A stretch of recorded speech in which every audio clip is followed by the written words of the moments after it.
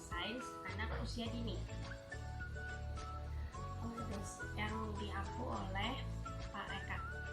Jawaban pertama yang kita butuhkan adalah botol bekas air minum mineral, selang, lem, mangkok atau baskom, air, kertas karton, kertas hitam atau karbon, atau bisa juga menggunakan kain berwarna hitam, gunting, dan lakban. Bagaimana cara kerjanya?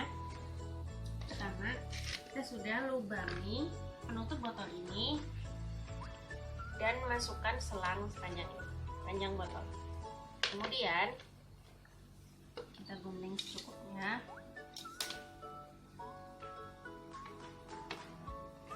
Nah, setelah itu isi botol dengan air.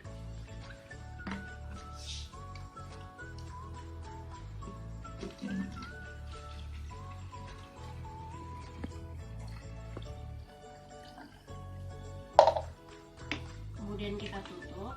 Nah, supaya sela-sela dari lubang ini tidak mengeluarkan air, kita bisa menggunakan lem plastik atau plastisium. Lalu rekatkan senter di bawah botol seperti ini. Ini bagian atasnya. Di atas senter. Kemudian bungkus gelas dengan menggunakan, saya di sini menggunakan kertas karbon.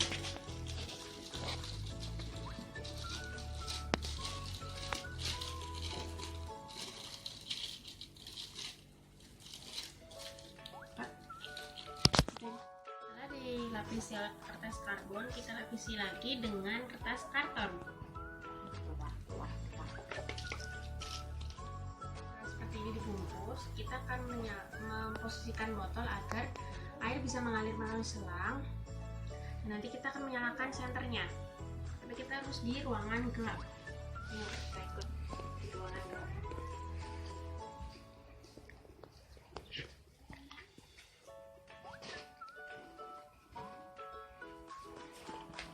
Nah, coba untuk menyalakan. Nah, kita akan mencoba di ruangan yang gelap. Contohnya di kamar saya ini, kita nyalakan senternya. Nah, kemudian kita air mengalir mengikuti arah cahayanya. Nah, cahaya yang dipancarkan oleh lampu senter mengikuti lintasan air. Ketika airnya mengalir melalui selang yang dibengkokkan, cahayanya juga akan mengikuti aliran yang bengkok. Nah, kalau kita bengkokkan ke sini juga sama. Nah, karena saya memasang senternya agak bengkok, di aliran airnya juga mengikuti. Nah, ini terjadi karena cahaya tidak dapat mengambil jalur berbelok, tapi dipantulkan oleh dinding selang, sehingga terbentuklah jalur zigzag. Fenomena ini disebut sebagai bayangan internal total. Nah, itu merupakan pantulan yang ada dari air.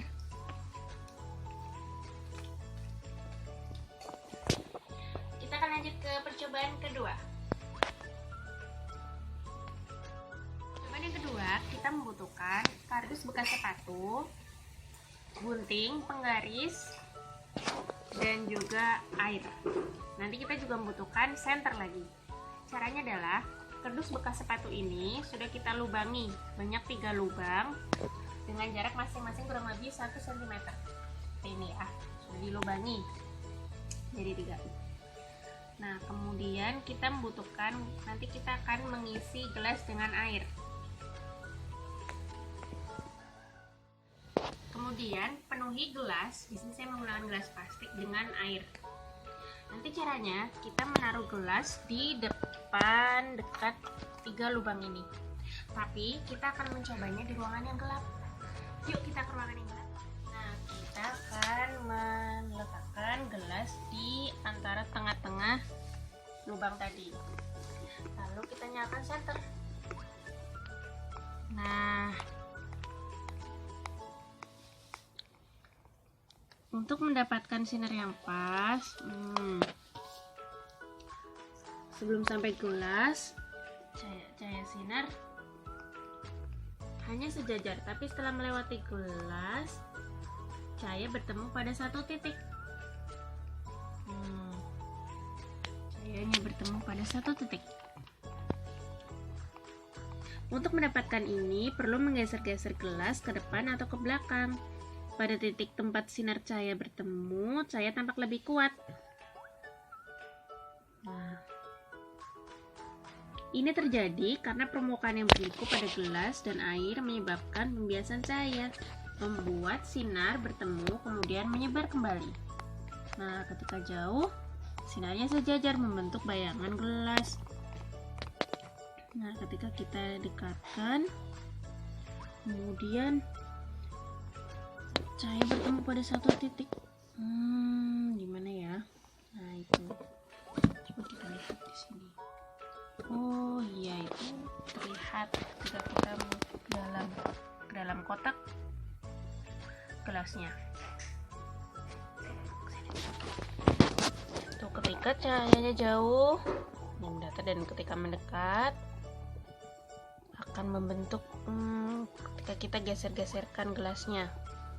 Ketika ke sini atau ke sini mungkin ya akan terbentuk. Ketika mendekat akan bertemu pada satu titik. Nah, membentuk 3 lubang tadi. Namanya pembiasan cahaya. Ketika ditutup bagaimana? Nah, ketika ditutup seperti ini. Namanya pembiasan cahaya. Yang terjadi adalah ketika kita jauhkan sinarnya, senternya, cahaya membentuk bayangan gelas ini. Kemudian ketika didekatkan, cahaya menyebar, dan di dalam gelas ketika dijauhkan hanya ada satu sinar. Ketika sinar didekatkan, senter didekatkan menuju ke gelas, membentuk bayangan 3 lubang tadi. Sinar ada pada satu titik. Sekian percobaan dari saya. Jangan lupa di like, komen, dan subscribe. Oke, sekian tugas dari saya. Wassalamualaikum warahmatullahi